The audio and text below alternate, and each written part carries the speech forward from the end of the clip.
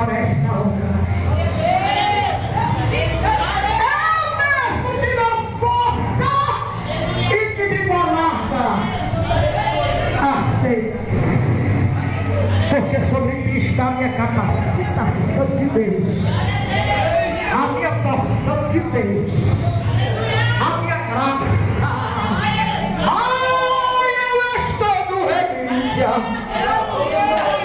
Eu vejo o cominarácia. Eu vejo o manto de que eu o manto de Deus sobre a tua vida, ele dizendo assim: eu te cerco com a minha graça e te digo que ninguém te notará na obra que eu já tenho posto. As minhas palavras estarão na tua boca. Quem pode? Recebe de mim. Ai, minha graça te basta e o meu nome está sobre ti, diz o Senhor.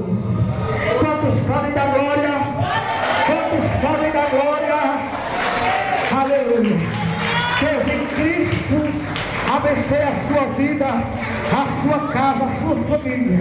Eu sei que já passei da hora, mas eu quero agradecer a Deus, porque eu lhe disse que ia fazer tudo aquilo que Deus propôs no meu coração. Que você saia deste lugar de posse da sua bênção, de posse da sua vitória.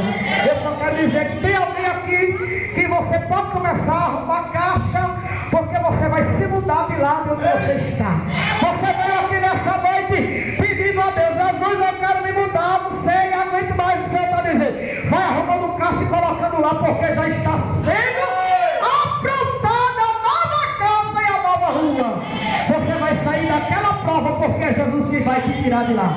Deus abençoe, e eu retorno o trabalho para o pastor da igreja em nome de Jesus.